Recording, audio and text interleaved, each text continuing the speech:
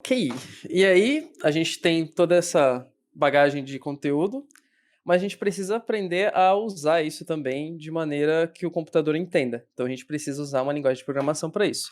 Na Maratona, o sistema que eles utilizam lá, que eles executam para fazer a submissão e corrigir os códigos, é um Ubuntu.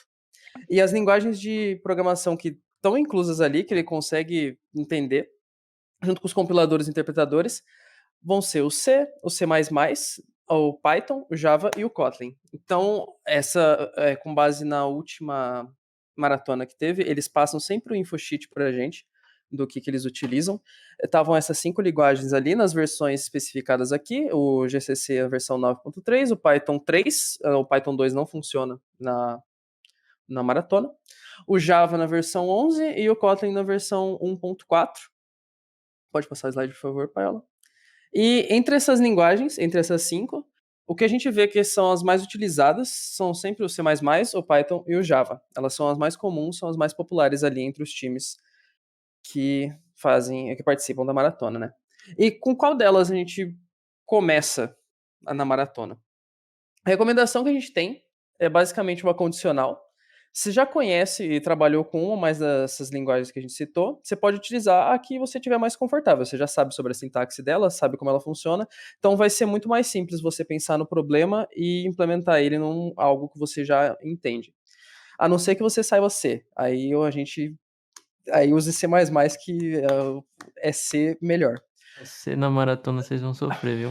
Exatamente. Se Então, se tiver não, pode falar, pode falar. não, é que se gosta de programar em C, vai gostar de programar em C++, que é Exatamente. mais simples. Vai gostar mais ainda de programar em É. C++. Ah, não, não mandou essa não. Não. E, ok, se não, comece aprendendo a linguagem mais popularzinha dourada de todas, que é o C++. Por quê? Pode passar o slide. Por que a gente vai usar o C++? Primeiramente, ela é uma linguagem mais rápida que o Java, e o Java costuma ser mais rápido que em Python. Isso a gente considerando com o tempo de compilação e o tempo de execução dos códigos. Fazem os testes de benchmark tudo lá, tudo mais. O C++, normalmente, ele é mais rápido. Tanto que os tempos limites pro código passar, a gente tinha falado do TLE, né? Que é quando a nossa solução ela excede o tempo limite do código. Então, por exemplo, o nosso código tem que rodar todos os testes que a gente der para ele em 1 segundo. Os tempos limites do C++ são sempre menores que os das outras linguagens. Os das outras linguagens têm que ser adequados para elas. Normalmente o do Java é o triplo do C++ e o do Python é o dobro, apesar do Python ainda ser um pouco mais lento que o Java, dependendo da situação. Então, os tempos limites são sempre menores, porque a gente não precisa. Ele roda mais rápido, a gente não precisa se preocupar com essa questão de velocidade com ela.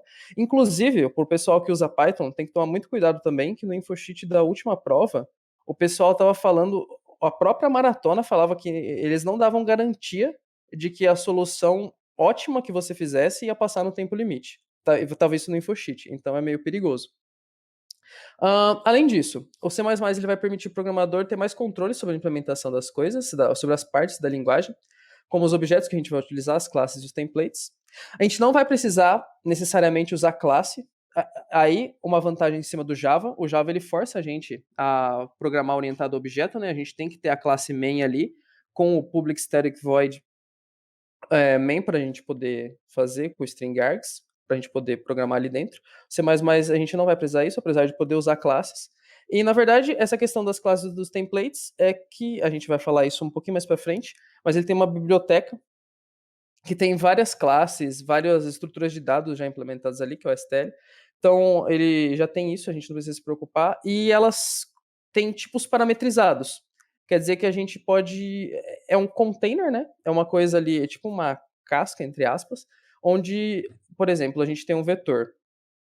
A gente especifica o vetor, o tipo da variável que a gente quer para ele, e aí ele vai criar o vetor daquela variável a partir daquilo. Tanto para fila, quanto para pilha, quanto para qualquer tipo de estrutura de dados. Para o vetor não é tão útil, que a gente sempre faz isso, mas se você vê a implementação de fila, pilha por trás, como funciona, e o C++ ele já utiliza isso para qualquer tipo de dado que a gente precise, ajuda bastante, porque ele visa implementações mais genéricas. Além disso, ele também proporciona o uso completo das bibliotecas em C padrão. Então, se você já está acostumado a usar C, você vai poder usar tudo que você usa em C em C++, além do que tem em C++, com destaque a STL que a gente tinha falado, que é a Standard Template Library, que a gente vai falar mais pra frente um pouquinho dela. E como é que a gente faz para resolver problemas com essas linguagens? Aqui a gente trouxe um exemplo de um problema que saiu na maratona, do 2020, chama Non-Integer Donuts. Foi o problema N da fase regional da 25ª maratona. E pode passar. Esse daqui era o texto dele, tá em inglês. Então a gente não vai ler isso. Eu vou resumir, que é mais fácil pra gente, mas tá ali caso vocês queiram consultar, tem até o link depois. Nele, basicamente, ele dá uma história, sempre tem isso, né? Eles dão uma história ali do que acontece e tudo mais.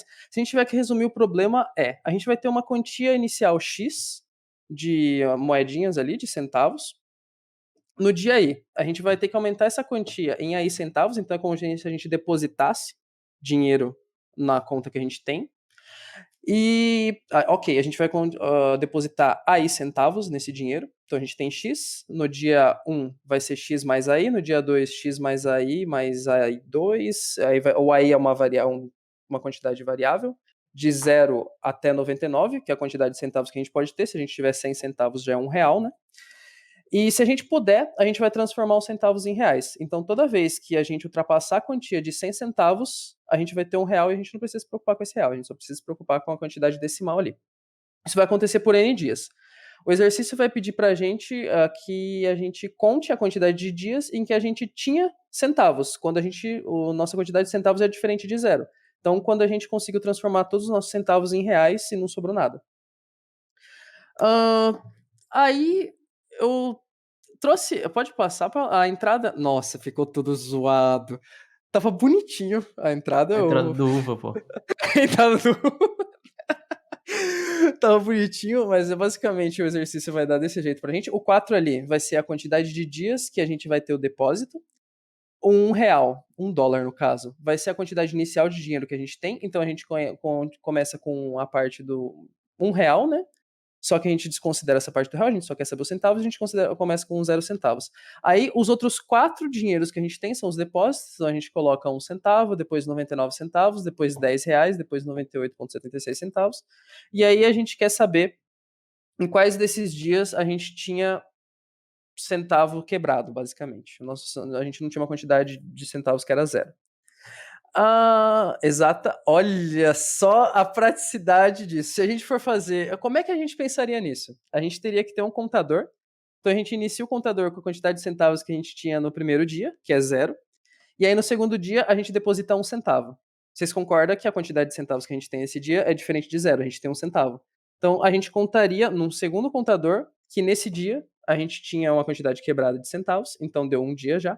Depois a gente vai adicionar mais 99 centavos no segundo dia, isso vai dar 100 centavos, a gente consegue converter em R$1. Então a gente fica 0 centavos, porque a gente não tem mais centavos, a gente só tem reais. Esse dia a gente não conta. No próximo dia a gente vai colocar R$10, a nossa parte decimal é 0, a gente soma com 0, vai continuar 0. Então a gente não conta esse dia também. Por último, no último dia, que é o 98,76, a gente vai adicionar 76 centavos. E aí a gente vai ficar com quantidade quebrada e a gente vai adicionar no nosso contador de dias mais 1. A gente já tinha 1, vai ficar 2. E a saída vai ser 2, que é o resultado que a gente quer. Nossa, o profissionalismo do Paiola é incrível, cara. Muito obrigado, Paiola. Não? Aqui a gente tem um código. Opa, o que você ia falar? Não, quem sabe faz ao vivo. Você viu? Aqui a gente tem um código em C++. Eu não sei, será que compensa a gente pegar o código e rodar e compilar, tipo, no VS Code já, para o pessoal ter uma noção de como faz? Eu posso fazer no primeiro meu, que já tá fácil aqui já. No Pode ser? primeiro seu? Perfeito, da STL, né? Isso. Ótimo, ótimo. Então só vamos passar dessa parte aqui, eu vou explicar o que está acontecendo. Então, como a gente resolveria isso em C++? A estrutura padrão no código em C++ é aquele include ali. Aquela biblioteca vão ter todas as funções que a gente pode usar para fazer os nossos códigos. O C++ ele é lindo e maravilhoso porque a gente só precisa de um include nele, que é esse bits/stdc++.h, que ele vai trazer todas as bibliotecas do C e todas as bibliotecas do C++. Então a gente não precisa encher o nosso código com include de várias bibliotecas, tipo stdio, tudo aquilo lá. Um include só faz tudo que a gente precisa pra gente.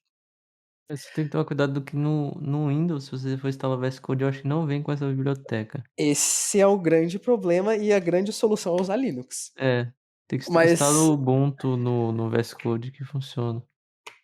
o MinGW tem. MinGW tem o Bits? Tem. Tem aquele MSys2 que o Wilson falou TDM, também. GCC, O TDM GCC, que o Davizão é um Também. grande defensor. Inclusive é o que eu usava, o Davi passou pra mim. Se vocês programam Windows, se vocês quiserem, dá para usar o WSL, eu não sei se vocês conhecem o WSL, que é o Windows Subsystem for Linux. Se vocês querem, eu, tipo, não vou fazer dual boot na minha máquina, não gosto do Linux, quero Windows. Dá para você usar um subsistema do Linux no Windows, que você consegue usar todos os comandos do Linux no próprio Windows. É bem útil também. E aí, normalmente, programar em Linux é mais fácil, porque você dá sudo apt install e você consegue instalar as coisas ali, ele faz tudo para você e tudo mais, é muito mais prático e o suporte é melhor para programadores. Então, eu esqueci o ponto que eu ia fazer com isso. Compensa usar o WSL, que ele faz isso para você e você consegue usar isso no Windows, caso você queira. Se não, compensa programar no Linux mesmo, se vocês gostam. Tudo mais. Mas enfim, vamos continuar no código. O namespace ali é só porque o C++ ele usa esse negócio de namespace para, se você tem duas bibliotecas que têm funções com o mesmo nome, uma biblioteca vai ter um namespace X e a outra biblioteca vai ter um namespace Y, para você conseguir diferenciar essas funções da onde elas veio, de qual biblioteca ela veio, para você não usar coisas erradas e para o compilador saber o que ele tem que chamar na hora da compilação e da execução, né? O namespace std é porque a gente usa a biblioteca standard do C++. Então, todos os códigos, se a gente não usasse esse namespace, ali na frente do CIN, por exemplo, a gente teria que colocar std CIN para chamar a função. Isso pra gente, a gente tem que lembrar. Postinho triste. A gente tem que lembrar. Primeiro, é muito chato escrever isso.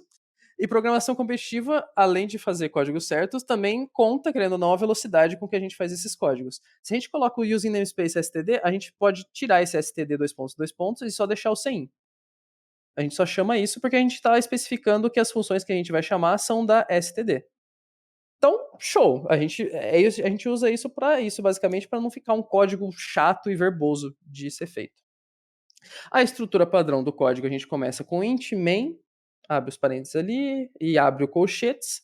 E aí a gente começa a nossa solução. Tem o return 0 no final, que é a estrutura padrão do código em C++. E aí, exatamente. E aí a gente começa a pensar. Nosso exercício, a gente sabe que a entrada, primeira coisa, ela tinha a quantidade n de dias, que é o nosso 4. Então, a gente vai precisar ter um inteiro para receber. Olha, muito obrigado, pai. A gente vai ter um inteiro n para receber essa quantidade de dias e guardar isso. Além disso, a segunda linha da nossa entrada, depois, a primeira linha vai ter a quantidade de dinheiro no primeiro dia e depois a gente vai ter n linhas com outras quantidades de dinheiro, né? E como é que ele dá essa quantidade de dinheiro? Primeiro, o cifrão, que já começa a complicar a nossa vida, porque é um char, não é um inteiro. Depois ele vai dar a nossa parte inteira do nosso dinheiro, que aí sim é um inteiro. Então a gente tem que pegar isso. Ele vai dar um ponto que a gente poderia pegar como um double, poderia, só que pra gente não compensa, porque a gente quer fazer isso que o pai tá fazendo. A gente quer separar a parte inteira da parte decimal. Então a gente pode pensar nesse ponto como outro char, igual o cifrão. E aí o resto, que vai ser mais um inteiro, que é a parte decimal do nosso dinheiro. Isso a gente está pensando em como pegar essa entrada já, né? Como trabalhar com essas informações. Então, o que a gente precisaria, pensando nisso, pensar e declarar no nosso código para fazer isso funcionar? Então, a gente precisa do inteiro, que a gente vai chamar de n para o número de dias. A gente precisa de um char, que ele não vai servir para nada para a gente, ele só vai servir para pegar a entrada mesmo e, tipo, do jeito que a gente precisa, que é esse cifrão e o ponto. A gente pode chamar ele de aux, a gente precisa dele para fazer essa leitura. Exatamente. A gente vai precisar de um inteiro para pegar a parte inteira, apesar de a gente não usar ela. Perfeito. A gente pode reutilizar, Pro ponto, já que ele é um char, a nossa variável aux que a gente usou, que ele só não vai servir para nada pra gente. Ele é realmente um auxiliar que vai pegar isso daí do jeito que a gente precisa, a entrada. E a gente vai pegar essa parte, um outro inteiro, que a gente pode chamar de decimal, para pegar a parte decimal. Muito bem exemplificado pelo Paiola ali, exatamente, é isso que a gente está pensando, essa é a modelagem do nosso, como pegar a nossa entrada. E se a gente vê no código, é o que a gente está fazendo, a gente tem o char aux para pegar o cifrão e o ponto e basicamente jogar eles fora. É só para ler a entrada do jeito que a gente quer, porque é o que a gente falou no começo. Os exercícios eles têm entradas bem definidas e às vezes a gente não precisa usar tudo que eles dão na entrada. Às vezes a entrada vai estar de um jeito ali, a gente precisa só trabalhar nela de modo a pegar informações que a gente precisa. Então, a gente vai ter o char. Primeira coisa, aí a gente vai ter a declaração dos inteiros que a gente precisa. Vocês vão perceber que ali tem outros dois inteiros, que é os centavos e o atrasado. Esse atrasado é só a contagem de dias que o dinheiro não é, os centavos são quebrados. E os centavos é para a gente guardar, para fazer um contador da quantidade de centavos que a gente tem. E a gente pode fazer a leitura disso. Então a primeira leitura vai ser do n, que é a quantidade de dias. Aí a gente chama a função sem. Ela basicamente vai fazer. Ela vai servir para ler o que a gente digitar no teclado. É basicamente isso. O que a gente digita no teclado, ele forma um buffer de entrada para o nosso código. Então tudo que tiver digitado ali, ele vai consumindo. Então primeiro ele vai pegar o 4 e vai atribuir para o n, que é o inteiro. Depois ele vai pegar o cifrão e atribuir para o aux, que é um char. Na variável inteiro, ele vai atribuir o 1, que a gente tem ali do lado. Isso, perfeito, muito obrigado, pai. No aux, você vai colocar o ponto. Perceba que ele vai, tirar. Ele já tinha lido o cifrão, o aux estava com o cifrão, agora dentro dele vai ter um ponto, mas isso pra gente não importa, é só pra gente pegar a entrada do jeito que ele quer. E no decimal, ele vai pegar o 00, que no caso vai ficar 0. Perfeito. A gente sabe que a gente tem que guardar a quantidade de centavos que a gente vai ter, porque a gente vai fazer uma somatória da quantidade para os próximos dias. Então a gente atribui o nosso decimal para os centavos. É isso que a gente está fazendo nessa linha. E agora a gente vai ler os depósitos para os N dias. E o depósito ele vai acontecer do mesmo jeito. Ele vai dar uma linha para a gente que começa com cifrão, vai ter a parte inteira do dinheiro, vai ter um ponto para separar a parte decimal e vai ter a parte decimal. Então a gente pode ler do mesmo jeito que a gente leu ali atrás. A gente vai fazer embaixo a somatória da quantidade de centavos que a gente tem acumulado até então. Então a gente basicamente vai nos centavos, a gente vai somar o decimal que a gente leu atualmente e a gente vai tirar o mod 10. Vocês sabem que bom, para quem não sabe o que o mod faz, basicamente isso daí vai tirar vai dar pra gente o resto da divisão por 100 da variável que a gente tem ali. Então os centavos. Se a gente tivesse 99 centavos e tirasse mod 100, a gente teria o resto de 99 por 100 seria 99. 29 por 299. Pode ser também. A gente teria 2 que a gente conseguiria tirar. E o 99 a gente quer a divisão inteira. A gente poderia colocar o vírgula 0 ali. Perfeito. Perfeito. Então, 299 dividido por 100. A gente sabe que a gente consegue 299 tirar 2 vezes o 100, que vai sobrar 99. A gente poderia continuar se a gente colocasse uma vírgula ali, só que a gente quer a divisão inteira nesse caso. Então, 99 não tem mais como a gente tirar 100 de 99. Vocês concordam? Então, esse é o resto da nossa divisão. Então, 299 mod 100 retornaria pra gente 99, que é o resto inteiro dessa divisão em si. Então, é basicamente isso. Se a gente tivesse, por exemplo, 100 dividido por 100, a gente sabe que o resto é 0. Então, o mod retornaria 0 pra gente também. É basicamente isso que ele vai fazer. Exatamente, a gente consegue colocar uma vez 100 em 100, o resto é 0. Se fosse 101, retornaria mod 100 o 1, porque a gente consegue tirar 100 uma vez, e aí sobra esse 1 e a gente não consegue dividir mais, e assim por diante. Perfeito. E toda vez que a gente tirar esse mod, fizer essa soma e tirar esse mod, e a quantidade de centavos for diferente de 0, a gente vai dar uma somatória nesse dia, que é a variável atrasado. Se vocês lerem o exercício depois, vai fazer sentido porque eu chamei essa variável de atrasado, que é por causa da historinha do exercício, mas é basicamente um contador da quantidade de dias que isso acontece. Por fim, a gente leu esses N dias, a gente pode printar, aí a gente chama essa função cout, que ela vai pegar uma variável que a gente tem e vai colocar no display ali que a gente tenha na tela o valor dessa variável pra gente, vai mostrar pra gente a saída, e a gente coloca o que aconteceu com o nosso atrasado. A quantidade dele. No caso do nosso exemplo, seria 2 dias, que a quantidade de centavos é diferente de 0. Esse /n é para não acontecer. A gente vai pular uma linha, né, da saída. E alguns judges, eles podem acontecer aquele negócio do presentation error. Eles pedem a saída de uma maneira. Então, por exemplo, você tem que pular entre. Eles podem pedir várias saídas, vários números na saída, e às vezes você tem que pular de um para outro, uma, duas linhas. Então, é só para deixar formatado do jeito que a gente quer. E o return 0, para terminar o nosso programa. Perfeito. Esse é o nosso programa em C++. Ficou alguma dúvida? Alguém quer fazer alguma pergunta? Pode mandar no geral, se tiver. Senão a gente vai continuar falando, passando um pouquinho por cima sobre as implementações em Python e Pode Java. falar também, pessoal. Pode ligar o microfone, fica à vontade. Exatamente. É verdade. Qualquer dúvida é só interromper a gente. Achei Tranquilo, pra mim tá tranquilo. Tá tranquilo? Perfeito. Maravilha. Natan Duarte está digitando. Achei muito bom. O executar vai terminal ou vai ter uma interface estilo Code Wars, etc. Normalmente a gente executa via terminal. Então, existem algumas IDEs que eles colocam pra gente. Então, o Python, eu acho que eles colocaram o PyCharm lá, que aí a IDE você consegue rodar, você não precisa fazer todo o comando no terminal para rodar, né? Porque ela já é feita para isso. Mas a maioria dos times lá estavam usando o VS Code e você não tem extensão tipo Code Runner para ele compilar e rodar direto para você.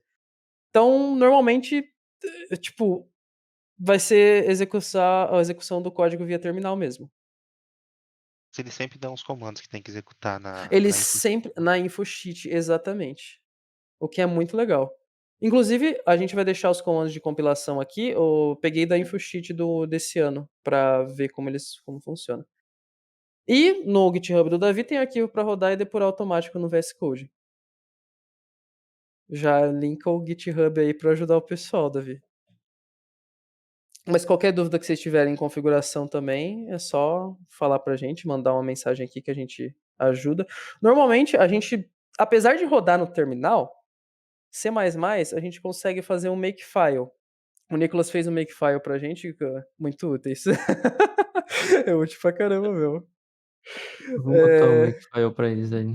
É uma boa. E, tipo, a gente não precisa colocar G++, o nome do código. A gente só coloca o make e o nome do arquivo que a gente tá fazendo. Ele compila tudo pra gente e a gente só roda. E mesmo saída, a gente faz redirecionamento, né? Adoro makefile. Ah, perfeito, cara. É isso, é isso aí. Então, show. E mesmo entrada e saída, a gente faz redirecionamento, então a gente coloca nossas entradas no arquivo para servir como entrada, né? E a gente pega e coloca um outro arquivo onde a gente joga toda a saída que o código faz. O Makefile tá aí no geral também. Ajuda pra caramba. Ele vai pedir, a primeira vez que você for rodar, ele vai pedir pra instalar. Aí você dá um sudo apt install, um makefile. É make só, eu acho, né? Eu acho que Ele pede pra instalar alguma coisa. Na maratona, o VS Code ele não vem instalado com a extensão do C++? Com o C++ sim, para Vem. você poder. Ele não vem tipo Code Runner para você só clicar e rodar o código direto. Você vai ter que fazer isso no terminal. Você vai ter que, na verdade, o VS Code, se você tem extensão de C++, ele tem lá, é que eu li na documentação, é meio cabeludo, mas tem que criar um task e depois criar o arquivo de configuração. Isso, exatamente. É um negócio. Assim, é exatamente isso que eu coloquei isso aí, porque, tipo assim, no meu GitHub. É exatamente esses arquivos aí, pro VS o Code. task e o launch. O task ele faz aquele negócio de usar o G++ para gerar o arquivo compilado e o launch ele executa o arquivo que foi compilado. Exatamente. Isso, exatamente. Só que isso não vem configurado para você, porque você vai criar a sua pasta. Você pode configurar na hora. Tipo, se você souber certinho. Mas normalmente você não vai ter o launch e o task configurado direto. Você teria que fazer isso na hora da competição. Então compensa você fazer. Eu acho que o Rodrigo ele fez isso pra gente. Pra fazer isso, na verdade, você vai ter que saber como executar no terminal. Então, Aham, exatamente. Então dá na mesma, né? Exato. No final acaba, acho que na competição em si não compensa tanto, porque assim, vocês vão muito mais rabiscar no papel e tentar solucionar do que codar e compilar. Já ficam as duas. Uhum. Então assim, um G++, o nome do arquivo .cpp ali, você não vai perder tanto tempo. É rapidão, exatamente. Mas o Makefile vai ajudar bastante se vocês. Tipo, pra treino. É só Sim, colocar. É só colocar esse makefile na pasta dos arquivos que você tá executando e dar um make e aí o nome do arquivo. Não precisa nem escrever só .cpp. Esse daqui é o mesmo código, só que em Python agora. Então vai pegar a mesma ideia. A gente vai ter que ler o N, que é a quantidade de dias. O Python, aqui é a parte que talvez, se alguém manja mais de Python, vai poder falar, tipo, Luiz, você fez caca aqui. Mas é o jeito que eu já vi o negócio, eu me confundi um pouco no código. você manja de Python? Eu trabalho com Python. Justo. Como é que você faria? Ok, como é que você faria isso de uma maneira mais tranquila? Você Eu poderia chamaria de AUX ao invés de chamar só STR. de ok. Justo. Mas é só porque eu peguei a coisa inteira, né? Mas funciona. Mas ok, essa é a parte que talvez vá bugar um pouco, mas a entrada ali, a gente vai pegar uma string inteira. Então, no C, a gente conseguia repartir as partes da entrada ali no char aux, que é o nosso cifrão, o inteiro, o char do ponto e o decimal. Aqui, a única coisa que está fazendo ali é que o str vai guardar toda a string. Então, ele vai guardar, tipo, o cifrão 1.00. E aí a gente vai ter que trabalhar com isso mexendo na string. E aí, o que eu estou fazendo ali nos centavos? Basicamente, eu estou vendo dentro dessa string, eu estou pegando aonde isso... A gente chama isso de splice, se eu não me engano. Essa parte vai encontrar o pontinho ali e vai considerar essa parte do ponto para frente, que a gente vai cortar da nossa string, né?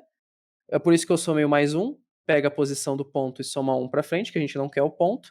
E aí a gente vai colocar os dois pontos. Nem precisava, eu posso omitir isso daí, mas para ficar mais, tentar deixar mais didático, o tamanho total da nossa string. Então eu vou pegar da posição onde está para frente do ponto até o final da string, eu vou guardar nos centavos.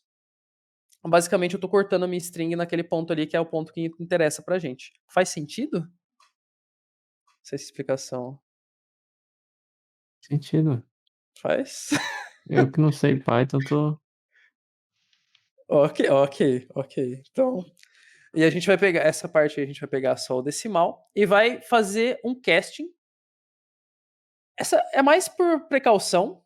Normalmente ele consegue saber que é um valor inteiro, mas esse casting é só pra gente falar, é o seguinte, esse valor aqui que eu tô passando pra você, ele tava como string, mas eu quero que ele fique como inteiro. Então guarda ele como inteiro pra mim, por favor, obrigado.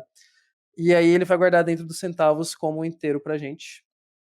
Que Eu vai não ser sei se ele faria automaticamente não, porque o Python ele é fortemente tipado. Dinamicamente, Não faria, realmente ele ia jogar como um string mesmo.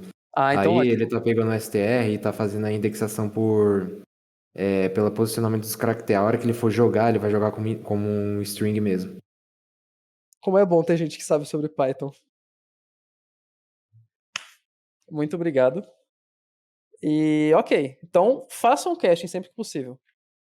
Justamente por ser fortemente tipado. E aí a gente teria, se a gente não tiver isso daí, a gente vai ter algo errado ali, a gente vai começar a fazer um monte de coisa estranha e não vai dar certo o nosso código.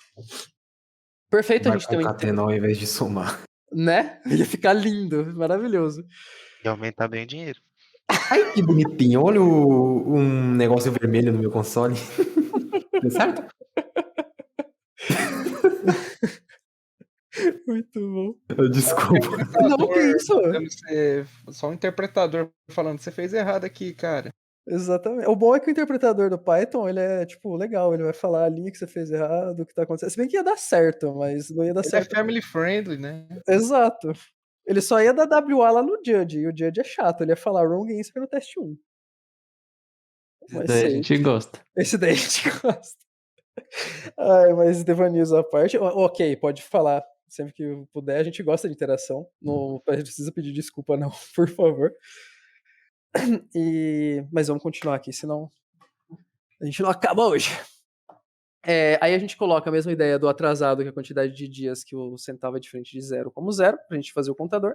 E aí a gente faz o nosso for do i. Aquele range ali, a gente só vai dar a quantidade de... O limite pro nosso i. Então ele vai do zero até um número antes do nosso n. Então, nesse caso, vai ser 0, 1, 2, 3. E aí a gente vai pegar o input da nossa string de novo, vai fazer a mesma ideia de guardar o decimal, que é a nossa parte decimal, fazendo a mesma jogadinha ali de cima, achando o ponto, pegando a posição para frente até o final da nossa string no decimal, somar nos centavos, lembre-se sempre de fazer o caching, para não dar chabu. A gente vai somar os centavos com o decimal e tirar o mod 100, como a gente fez em C. E se a quantidade de centavos for diferente de zero, a gente soma 1 no atrasado. No final, quando a gente passar todo o nosso for, a gente pode printar o valor que está no atrasado. Código em Python é legal porque fica bem curtinho, né? Esse daí coube em um slide só. Não tem O mais. oposto do Java. O oposto do Java, que vocês vão ver agora. Deu 2 slides e ainda ficou estranho. E é feio. E é feio, olha isso, gente. Aí você olha no código em C++, olha o código em Python e aí chega isso daí pra você. Primeiro que o Java tem a estrutura dele que a gente vai ter que ter vai trabalhar orientado a objeto. Então a gente vai ter que fazer uma classe para ter o nosso método main para poder rodar o nosso código, que é o public class main. Aí a gente pode fazer o public static void main, string args, isso daí é padrão. Isso daí sempre vai ser igual. Alguém aqui trabalha com Java? A gente já sabe que o OK trabalha com Python. Tem alguém que saiba muito sobre Java aqui? Bom, acho que ninguém gosta de Java assim como eu, provando que é a pior linguagem de programação de todas. Assina embaixo. É verdade, Assina embaixo verdade. Mas, ok. E para fazer a leitura do nosso input, a gente vai ter que declarar um objeto que é esse scanner. Ele basicamente vai fazer a mesma coisa que o nosso CIN, o nosso input no Python, só que de uma maneira mais difícil, porque é Java. Então a gente vai colocar esse scanner, ou... eu acho que o pessoal tá no primeiro ano. Alguém já trabalhou com orientação a objeto? A gente viu no CTI só, mas dá pra Mas entender. dá pra entender? Ótimo, perfeito. A gente trabalhou com Java também, mas era básico, era bem basicão. A gente só viu por cima mesmo. É a Justo, Kátia justo. que dá Java ainda? Não, Ele agora era é mais o legal. Castro. Ah, Tenebroso. eu tive com o Cássio também no terceiro ano. É divertida a prova. Enfim. Ok, então, se eu estiver falando grego, podem me interromper, tipo, Luiz, o que você está fazendo? Mas basicamente a gente vai ter esse objeto do tipo scanner, que a gente vai instanciar nessa variável SC. Então esse new scanner vai ser para fazer a instanciação, e esse system.in é para a gente pegar a entrada de dados do nosso programa. E aí vai seguir aquela mesma ideia, a gente vai ter um N, que a gente vai pegar, e aí é a diferença, né? Esse scanner, a gente consegue, ele vai consumir a nossa entrada. Então, suponha que a gente coloca toda a nossa entrada numa linha e dê um espaço, né? Ele vai pegar o 4 lá, e aí vai tirar o 4 dessa linha e vai passar para a próxima coisa, que seria o cifrão com 1 lá, para poder trabalhar com isso. E aí ele tem esses métodos que a gente tem que chamar. Então a gente sabe como é a nossa entrada, a gente pode fazer a chamada desses métodos fácil. A gente sabe que o n é um inteiro, então a gente chama no scanner para ele pegar o próximo inteiro que tiver na nossa linha. Se a gente não tivesse um inteiro, a gente chamasse isso daí, ia dar um erro na nossa linguagem. Então, se estiver dando erro por causa da entrada, provavelmente seria por isso, a gente está pegando tipos diferentes. Mas como a gente sabe que o n é um inteiro pra gente, a gente pode dar o scanner.nextInt, que ele vai pegar o próximo inteiro e atribuir no n. E aí a gente vai fazer a mesma coisa do que a gente fez em Python. A gente vai ter uma string str, que vai ser a nossa entrada. A gente vai pegar sc.next, esse ponto .next. Se o nextInt pega o próximo inteiro, o next não tem tipo, e tudo que a gente trabalha em Java é do tipo string. na entrada, igual ali no Python. Então ele vai pegar uma string pra gente e atribuir na string. E aí a gente vai pegar esse ponto. Eu poderia colocar direto ali no negócio, mas essa variável ponto é só para achar o índice pra gente do ponto na string, para ficar mais fácil para visualizar, porque senão ia ficar uma baderna. Então a gente coloca dentro desse int ponto o índice, a gente dá o str.indexOf ponto, ele vai achar a primeira ocorrência do ponto na nossa string e vai colocar o índice dela na variável ponto. E aí a gente pode colocar nos centavos. E aí, isso é horroroso, vamos por partes. A parte mais central primeiro. A gente vai achar a substring da nossa string, que começa do ponto para frente e vai até o final dela. Então, Paola, você pode colocar o negocinho de novo, fazendo um grande favor? Aqui, né? Isso, exatamente. O cifrão 1.00. Então, a gente sabe que o ponto é a posição do nosso ponto. Então, tá ali. A gente vai pegar uma posição para frente dele e vai pegar a substring até o final da nossa string. Então, vai pegar o 00. É isso que esse str.substring.mais1 tá fazendo. Vai pegar esse 00, só que ele tá como string pra gente e a gente tem que fazer o caching, transformar ele inteiro também. E para fazer isso em Java é essa coisa linda que a gente vai pegar essa classe integer e ela tem um método .parseInt que vai transformar a nossa string no inteiro para colocar dentro dos centavos. Então, no final desse processo, os centavos vai estar com 0. Mais difícil que qualquer outra linguagem, né? Tipo, convenhamos, é triste. Mas vamos prosseguir. E aí a gente tem o tipo inteiro atrasado ali atrás, que é a quantidade de dias. E aí, aqui parece um pouquinho mais C, apesar das suas peculiaridades. A gente faz o for do 0 até o n, a quantidade de dias, faz a leitura do mesmo jeito, pega o string, acha o ponto, coloca no decimal a parte decimal do nosso dinheiro, soma nos centavos e tira o mod 100, e toda vez que o centavo for diferente de 0, a gente incrementa o atrasado por 1. No final, para printar a nossa saída, imprimir a nossa saída, a gente vai ter que fazer aquilo ali, que é chamar o sistema. Dentro do sistema, a gente tem a parte que cuida da saída. Dentro dessa parte que cuida da saída, a gente tem uma função que chama printline. E a gente printa o atrasado.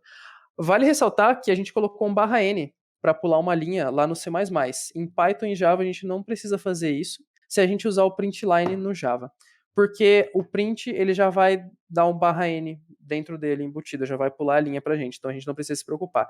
O Java também tem uma função chamada print, que aí ela não pula a linha pra gente, a gente teria que colocar o /n manualmente. E no Python dá pra gente mudar o final do o separador ali, né? Ele coloca o /n, daria pra gente colocar formatar do jeito que a gente quer. Colocando o end igual e alguma coisa lá. O que a gente quiser. Eu acho que eu faço isso. Você faz? Perfeito. Aí já tem como mostrar. Por fim, a gente sabe que o scanner ele vai receber a entrada, então é como se ele abrisse um arquivo ali, alguma coisa do tipo, a gente tem que fechar ele. Isso daí não precisa, na verdade, é só para não ter vazamento de memória, mas é bom colocar, porque o VS Code ele vai ficar falando, tem um erro no seu código, mas não dá em nada. E é isso. E como é que a gente compila? Aí sim, como é que a gente compila cada uma dessas coisas na hora da prova? Vai ser por terminal. Se a gente não fizer todo o preparo que a gente precisa lá. O C++, o comando que a gente usa vai ser o G++, a gente coloca o nome do arquivo, eu chamei o arquivo como donuts.cpp. Aquele "-o", ele vai renomear. Se a gente não colocar ele vai criar um arquivo compilado lá com o nome A. Como a gente, para não ficar confuso e todos os nossos arquivos serem a gente chama ele eu coloco o "-o", ele vai renomear o arquivo de A para donuts pra gente. E aí, para rodar ele, a gente coloca o nome do arquivo compilado ali que a gente pegou. Eu esqueci como é que fala isso, cara. A gente tem o negócio objeto e o arquivo compilado tem um outro nome. Mas eu não lembro agora. Maldita aula de compiladores. Ele está compilado, a gente coloca o arquivo gerado na compilação, que é o donuts, e ali é a grande sacada. A gente não precisa fazer isso, mas a gente aquele abre o sinal de maior e o sinal de menor, eles vão redirecionar a nossa entrada. Então, esse primeiro aí, quando a gente coloca o sinal de menor pro in, O que a gente está fazendo a gente está falando para o nosso programa, o Donuts, que ele vai pegar de um arquivo que a gente tenha chamado in, as informações que esse arquivo tem. Ele não precisa nem ter extensão, a gente pode, é um arquivo binário ali, a gente coloca o que a gente quiser, sei lá, coloca a entrada do jeito que a gente tinha lá. E aí, quando a gente deixa ele maior e coloca o out, ele está falando, a gente vai colocar o que o nosso programa vai escrever nesse arquivo out. Funciona para todas as linguagens. Ganha tempo para a gente fazer isso. No PowerShell a gente não consegue rodar isso se você estiver usando Windows. Mas se você quiser, você não precisa, essa linha é opcional também. A gente pode só rodar o Donuts e colocar a entrada na mão. Não recomendo, porque isso daí vai poupar bastante tempo pra gente. É só colocar no arquivo de entrada e ele vai jogar no arquivo, vai ler o arquivo de entrada e jogar no arquivo de saída, só com essa linha. O que é aquele negócio em vermelho depois do G++, Luiz? O que tá acontecendo ali? Aquilo ali é o jeito que o Judge, a maratona fala pra gente compilar. O -G eu esqueci de ver o que ele faz. Eu sei que o O2 ele otimiza o nosso código. O STD ele vai falar a versão do GNU que a gente vai usar, do C++ que a gente vai usar, nesse caso que é o 17. E o static eu também não lembro o que ele faz, mas isso vocês não precisam se preocupar, não vai mudar muita coisa. Só rodando o básico ali já é o suficiente pra gente. Mas esse é o jeito que a maratona vai rodar para eles, quando eles forem compilar o código para eles e rodar na máquina deles. Em Python é interpretado, então a gente não tem essa parte da compilação. Então a gente só vai precisar rodar, a gente chama o Python 3. Às vezes funciona só com Python, depende da versão standard que está na sua máquina, mas roda com Python 3 que é mais tranquilo, que ele vai pegar a versão do Python 3 certa e a maratona só roda com Python 3. A gente coloca o arquivo donuts.py, que é o nosso arquivo que tem o nosso código, e a gente faz o redirecionamento para pegar a entrada e a saída. A gente só precisa fazer isso com Python. E o Java, a gente precisa compilar ele com o comandinho javac, Java Compile. Aí a classe do Java é o arquivo do Java é a parte chata. Normalmente a gente vai ter que colocar esse padrão, ou a gente vai ter que colocar o nome do arquivo tem que receber o nome da classe que a gente fez lá dentro. Na maioria dos sites, se vocês forem treinar, a gente tem que colocar como main.java. Então é sempre padrão e a classe tem que chamar main.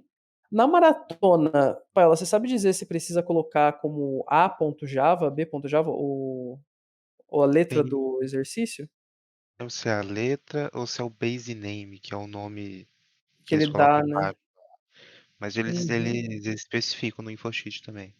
Mas eu não lembro Sim, com certeza. Mas ou é a letra ou é o base name do o exercício. base name. E aí tem que tomar cuidado porque você tem que enviar desse jeito, porque a classe tem que ter o mesmo nome que o arquivo, aí é mais chato de lidar. Ou Mas seja, não usem Java. se tem uma coisa que a gente pode falar é isso, não usem Java. Mas não, brincadeira, se vocês estão Foi acostumados com Java. vocês que falaram, não foi a gente. Não, a gente costuma usar C++, pra gente é mais fácil. Mas se você se sente mais confortável usando Java, use Java, vai ser a mesma coisa. Se você modelar o exercício certinho, falar, tá dentro da. A gente vai falar sobre complexidade aqui. Nossa, meu Deus, isso aqui vai ficar gigante. Tá dentro da complexidade do exercício. Envia, que vai dar certo também, não tem problema. E a gente compila com esse comando e roda com Java, o nome da classe que gerou, ele vai gerar um arquivo .class pra gente, que vai ser o nosso programa, e o redirecionamento. Ufa, finalmente terminamos. E tem mais coisa pra falar, eu esqueci desse detalhe. Em C++, um código base pra gente. O que a gente precisa ter escrito ali para começar um programa é basicamente isso. A gente coloca os includes, o namespace, como a gente tinha falado, e aí a gente tem esse int main. Essa parte do se precisar de fast.io, esses dois comandinhos, eles vão ajudar a gente no seguinte. Entrada e saída de dados normalmente é um gargalo no tempo de execução do nosso código. Isso daí vai fazer com que a entrada e a saída... e o sem e o cout, que são as funções que a gente usa em C++, elas costumam ser um pouco mais lentas que o scanf e o printf do C. Para tentar contornar isso e deixar elas mais rápidas, a gente pode colocar esses dois comandos. O primeiro comando, que é o 5 stdio, quando a gente coloca ele para falso, primeiro, em C++, se a gente usar o sem e o scanf, eles vão estar linkados. o C++, ele obrigatoriamente não, mas como padrão, ele vai linkar a biblioteca de saída do C com a biblioteca de saída do C++. Então você vai poder usar as duas juntas, ele vai fazer a sincronização das duas e tudo mais. Então, só que isso vai demorar um pouco mais, porque ele tem que falar, ok, você está chamando essa função aqui do C, agora você está chamando essa daqui do C++ e tudo mais. Se você tira esse sync, dá para você usar as duas juntas? Ainda dá, só que vai ficar meio bugado o seu programa, então não é recomendado. Só usa isso se usar o sim e o cout. E você vai desvincular as duas para elas funcionarem independentes, então o programa não precisa ficar pensando tipo, o que ele vai chamar, o que vai acontecer, vai melhorar o seu tempo. Além disso, o sem.tai. Toda vez que você dá um sem e um cout em C++, acontece um flush. Se você usar um cout e for usar um sem de novo. Você vai... como é que é o flush? Eu esqueci como é que fala. Você vai não expurgar os dados, mas você vai limpar o seu buffer ali da entrada e da Limpar saída. o buffer. Exatamente, limpar o buffer. Muito obrigado, ok. Você vai limpar o buffer e ele vai fazer isso por padrão para você. Então, sempre que tiver um cout, depois tiver um sem, ele limpa o buffer, tipo, normalzinho. Mas limpar o buffer às vezes é custoso. Então, a gente vai tirar isso do nosso programa. A gente limpa o buffer quando a gente quer. O programa não vai fazer isso por padrão. Isso vai fazer com que usar o sem e o cout fique tão rápido quanto usar o scanf e o printf. Há debates de qual é mais rápido, mas se você fizer isso, você pode usar o sem e cout sem problema, não importa muito. Às vezes compensa usar o scanf e o printf se você pegar a entrada e saída formatada, mas isso vai garantir para você que passe. Normalmente, pensa no botão de descarga do vaso sanitário, é o flush, exatamente. Ele vai tirar tudo de lá, vai limpar o negócio. Quer que passe mais rápido essa parte, Chios? Porque, Eu de acho certa que é uma forma, boa, porque senão... fica mais Exatamente. de consulta pro pessoal. Exatamente. Pode falar, Pablo. Falando aqui, você colocou o exemplo da entrada padrão do C++, a saída também. Aqui, se precisar imprimir um float ou um double com casas decimais, então aqui, né, 3 casas decimais de precisão. Às vezes é mais fácil usar printf, tá? Nesses casos. Né? Mas, enfim, né, você tem essa opção. Dado os comentários que o Chios falou, né, questão de velocidade, cuidado de usar as duas juntas quando usou aqueles dois comandos. Exatamente. Vamos fazer em Python, na entrada, saída padrão, que fica mais de consulta para vocês. Aqui também, né, para printar um doubling. Os casos comuns também, né, aqui são alguns casos clássicos dos exercícios de competição. Né? Muitas vezes ele pede para você ler um arquivo até acabar a entrada, né, até acabar o arquivo. Então, por exemplo, aqui um exemplo muito bobo, que ele te dá 2 números, você quer somar, e ele te dá vários casos de teste, um por linha, e não tem nada que demarque o fim explicitamente, é simplesmente até chegar no fim do arquivo. C++, você pode jogar isso aqui no while, enquanto ele conseguir ler A e B, vamos dizer que é isso que está acontecendo, ele vai ler esses dois números, vai somar e printar para a gente. Aqui a mesma coisa, né? Como o Python trataria isso, como poderia usar o Java para tratar isso também. Outro caso comum é dado um número pré-determinado de casos de testes. Então aqui ele fala, a gente vai ter 3 casos de teste. A gente pode fazer um for para pegar isso. No Python a mesma coisa. Em Java. Aqui em C++ eu posso usar o operador de decremento. Então enquanto eu conseguir fazer t menos menos, quando isso aqui zerar, ele vai terminar esse while. Vai dar exatamente a quantidade de vezes que eu quero. Se vocês fizerem um teste aí. Em Python não dá para fazer isso exatamente, né? Mas dá para adaptar aqui, como o Chios fez. Em Java, mesma coisa, só que diferente do C++, a gente tem que testar aqui. Só fazer o T menos menos, acho que ele não entende. Ele não considera, ele considera como inteiro. Aí ele precisa obrigatoriamente ser um booleano. Ele não considera, tipo, um inteiro diferente de zero como true. É estranho. Perfeito. Java. Bom, tudo bem, até aí é perdoável. Muitas vezes a última entrada é marcada por zeros, aí o que a gente costuma fazer é criar um loop eterno e aí você testa depois que você lê, se é esse caso em que a entrada é tudo zero, aí você quebra esse laço ou já dá um return, né? As duas coisas são válidas. E aí dá para fazer praticamente a mesma coisa em Python e em Java sem grande diferença. Então ali fica mais de consulta.